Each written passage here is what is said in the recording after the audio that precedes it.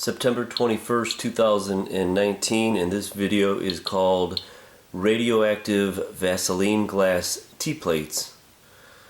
Now, I did a video on a Vaseline glass owl.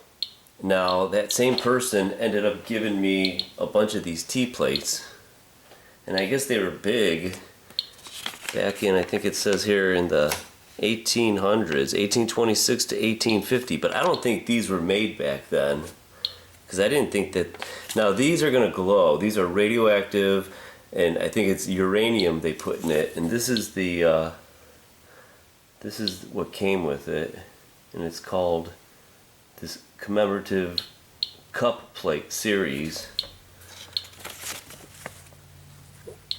and that's the story behind it. There's Peter Rabbit and his friends immortalized in glass. So, watch this. I'm going to turn the lights off real quick here.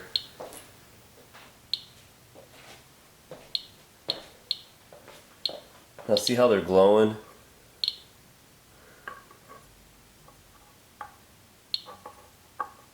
Alright, I'm going to put the lights back on. Now we're going to do a radiation test on these. Now the average here is 28 CPMs in the burbs of Cleveland, Ohio, USA. Now it says here it's the Bartram Garden, Philadelphia.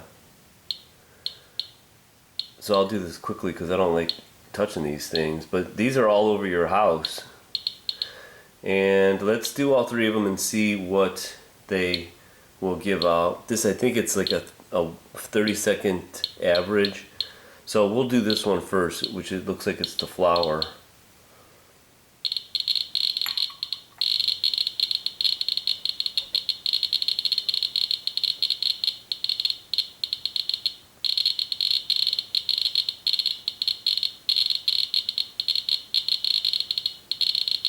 Let's see how high I can go.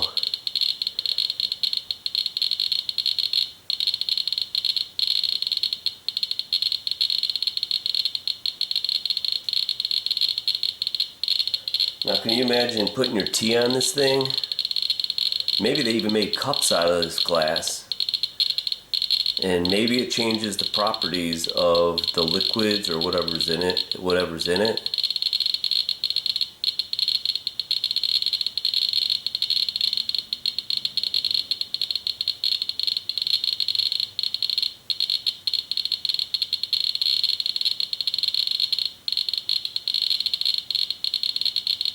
Alright, that one looks like it's 1500.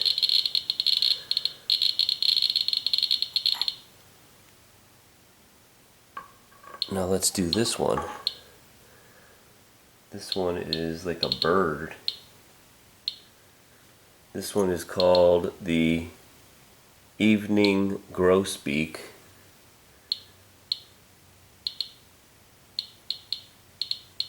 So let's go for it. Now I don't know if the bottom or top is more radioactive than the other. They all should probably be the same, I'm thinking, but I don't know how.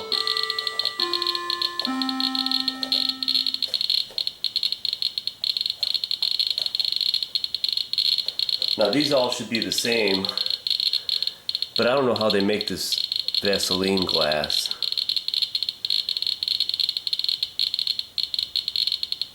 And I bet you they thought back in the day that this was pretty damn neat. Although I don't know when black lights were invented, so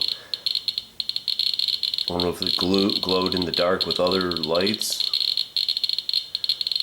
But let's see if this hits over 1500.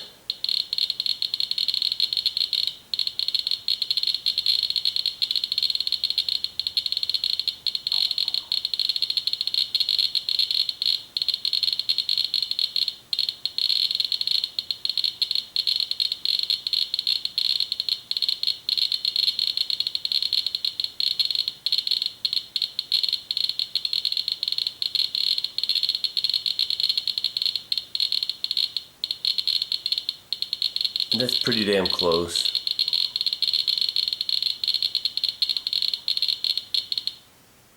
I mean, look at the field.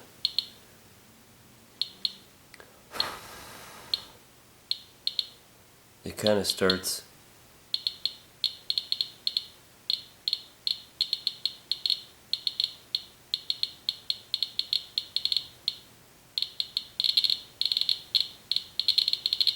When it gets to about an inch, it really starts picking it up. And now let's do the last one. This one is called Greenbrier, and it looks like there's a swan on it right there. Oh my god, can you imagine if you broke this thing and the little microscopic shards of glass went into the air and you breathed this stuff? Alright, let's do Greenbrier.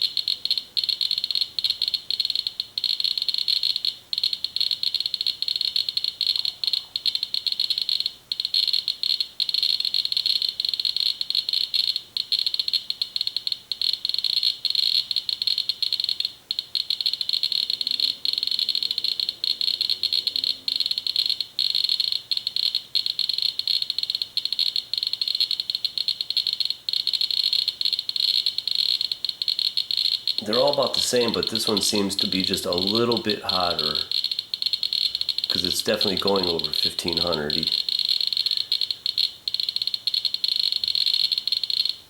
We got 1600 CPMs.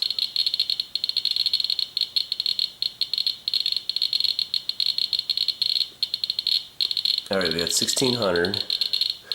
Let's kick it over to this setting over here for those that are curious.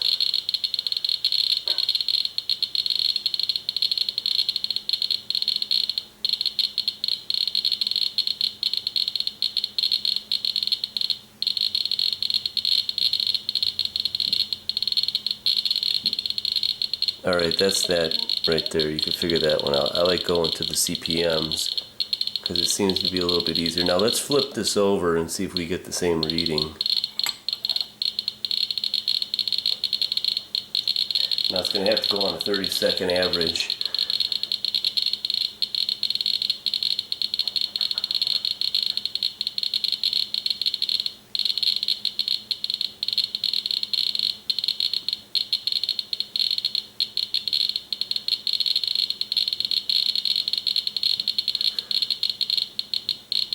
Well, you know why? Because this little lip, it's not actually smack dab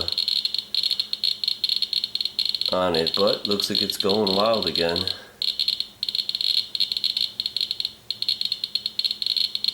Alright, that seems to be enough. Let's go back to this right here.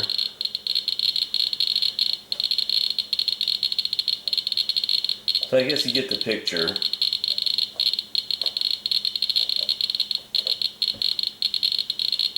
Now let's turn the lights off and see what these look like.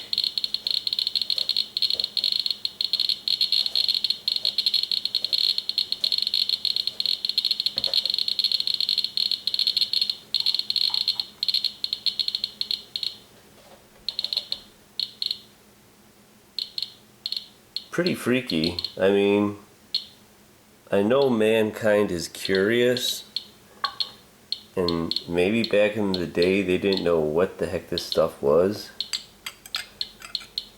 but we know that this stuff is dangerous now. I hope you don't have this stuff in your house.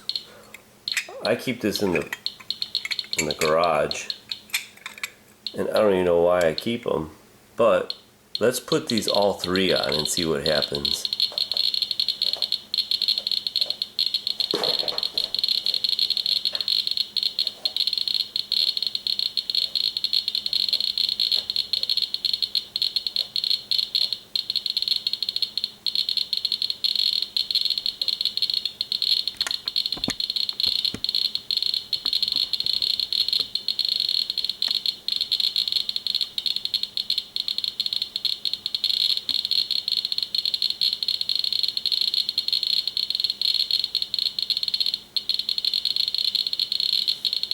Now, one year I had a uranium vase and I put seeds, Swiss chard seeds. You could check out that video. I put them in for 6 months to induce mutations. And I had one weird looking Swiss chard. I had one, I swear, it was almost like a 3-foot leaf. I wish I would have saved that one. It died off, it didn't go to seed. But can you imagine? It would be, I think that would definitely be considered genetically modified. But I was thinking, oh boy, you could probably feed a family with just one leaf. Not that I would want to eat it, but there actually were things called gamma gardens where they would induce mutations with gamma energy, gamma radiation. And believe it or not, I did a video on this also. There is the IAEA, they have a database of hundreds of plants that were irradiated. And believe it or not, a lot of that food is on the market right now. Now, I tried to find out which varieties of rice from Cal Organic, and they wouldn't give me the name of the variety of rice because they said that was a secret. So most of our food has been genetically modified through gamma radiation. Now, I'm not getting a higher reading. Now, I don't know what that says, but right now, what I'll say is I'm tired of the test, and I just wanted to get this done to see what it looked like. And these are very hot. Look, they call it the Greenbrier. That's interesting. Let me turn off one last time.